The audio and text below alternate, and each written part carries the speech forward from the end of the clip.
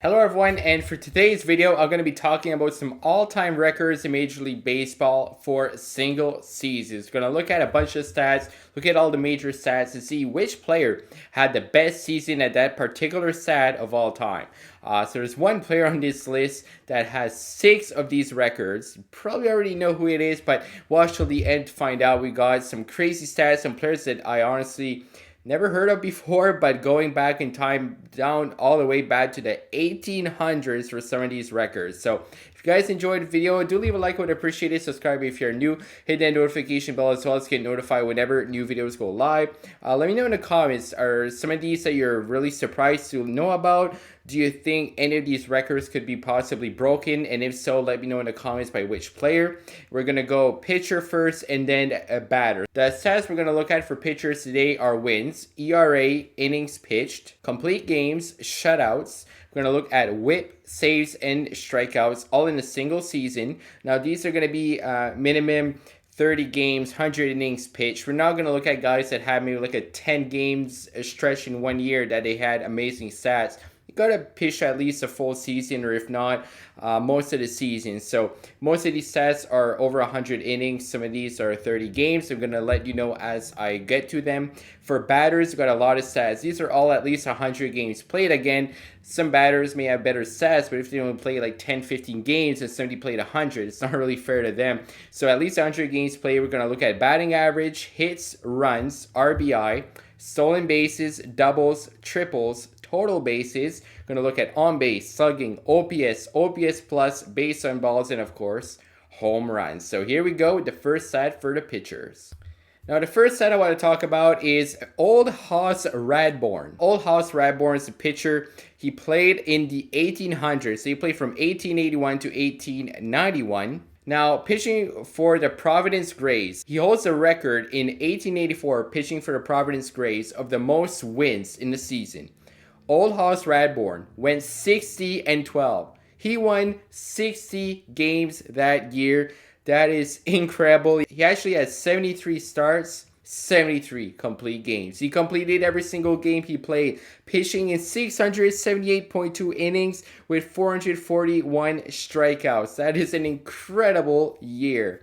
Next up on our list, we got the ERA leader, the record holder for lowest ERA. Now, this man had 36 games, 25 starts. So I think that it qualifies as quite a lot of starts to qualify for this record. Pitching for the Boston Red Sox in 1914 was Dutch Leonard.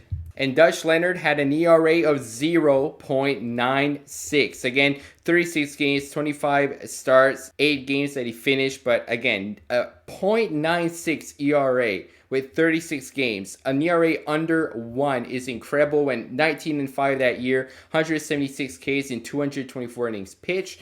Actually led the league with a 0.88 whip that year as well.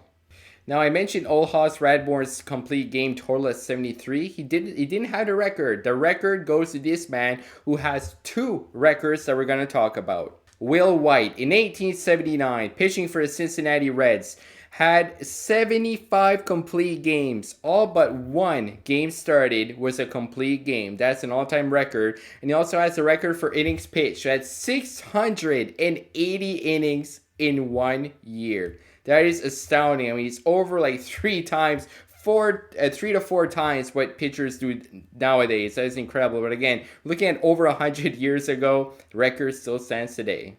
Now, the next record we're going to look at are shutouts from a pitcher. And we have 2 men that share this record. First up, we have Pete Alexander pitching for Philadelphia Phillies in 1916. And pitching for the St. Louis Brown Stockings in 1876, we have George Bradley. Both of them with 16 shutouts during the season. That is incredible. George Bradley that year went 45-19 with a 1.23 ERA. And Pete Alexander went 33-12 with a 1.55 ERA that year. Now, the next stat we're going to look at is WHIP, so walks and hits per innings pitched. And the record holder still today for the lowest WHIP, minimum 100 innings pitched, Pedro Martinez. In 2000 with the Boston Red Sox, Pedro had a 0.737 WHIP, giving up on average less than 3/4 of a hit or walk per innings pitched, 18-6, 1.74 ERA.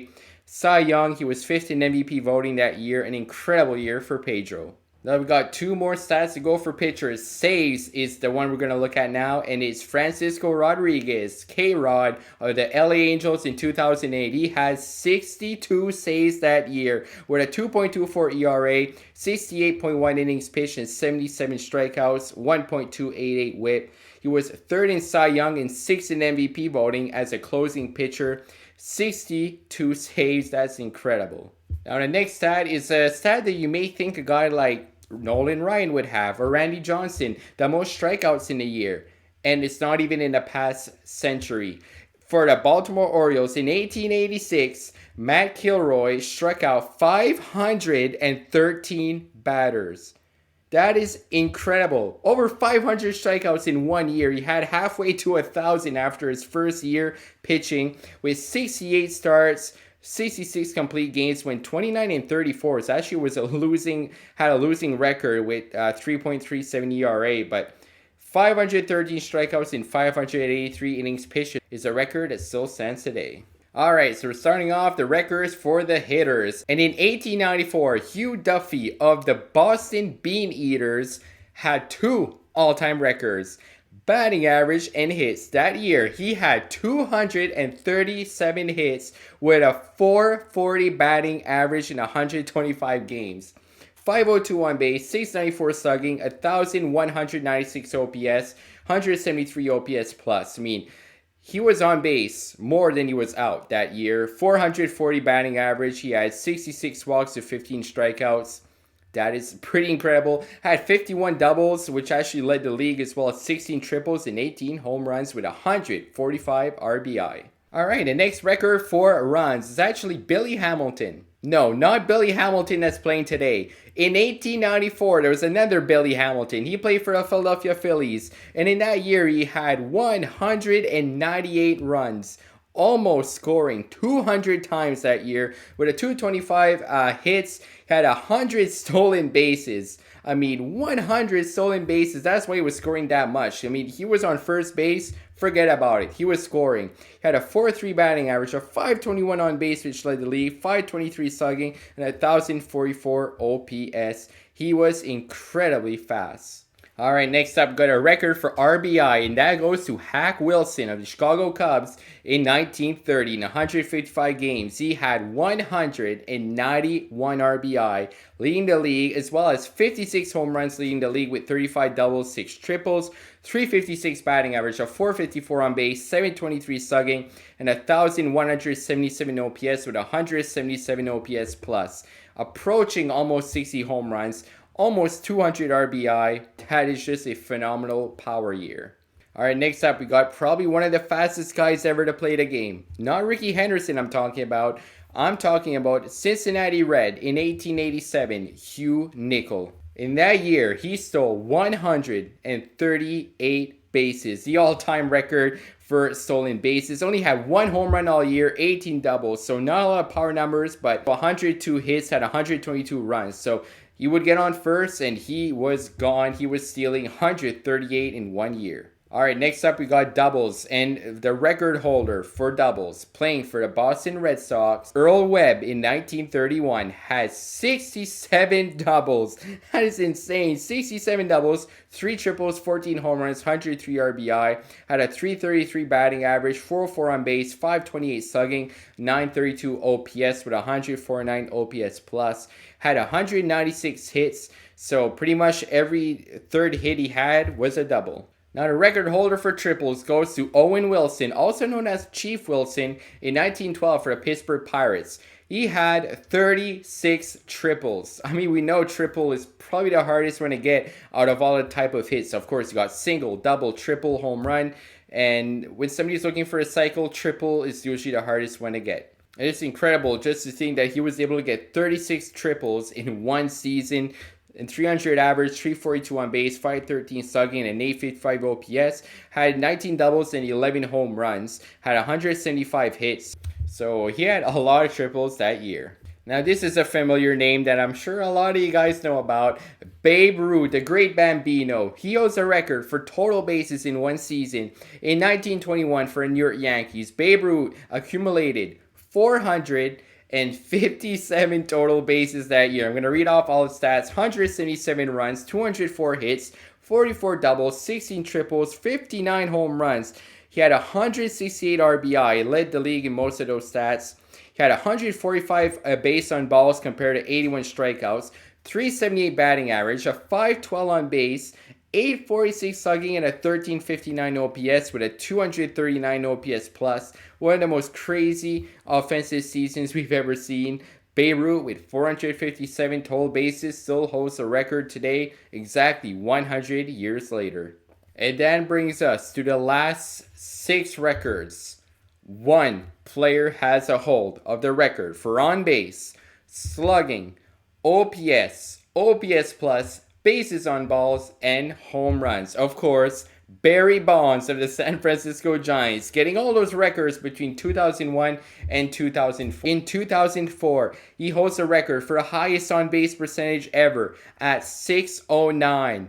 60% of the time he was on base. He was walked 232 times that year, which is also a record, with only 41 strikeouts, 812 slugging percentage, 1,422 OPS. You guessed it, that's a record, and a 263 OPS plus. Now, the OPS plus record, you had to go back a few years. In 2002, he had a 268 OPS plus. That is the record.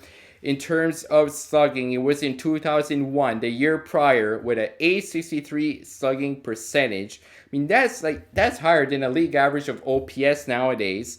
And that year, in 2001, he has a record for the most home runs of all time in a single season with 73. Arguably one of the greatest seasons of all time, probably the best hitting season of all time, when you have 73 home runs, a 328 batting average, a 515 on base, 863 slugging, a 1379 OPS. He had 4 MVPs in a row from 2001 to 2004, which is just insane. So Barry Bonds holding the record for all those stats, just incredible. And this was a lot of fun to do, to go back in time over 100 years ago in the 1800s to find records that still stand today. We'll have to see in time if any of these records are able to be broken. Of course, these were the single season records, all-time records of some of them that are not going to be broken either. Could potentially do another video on those later on. This was a lot of fun to do. Hopefully you guys enjoyed.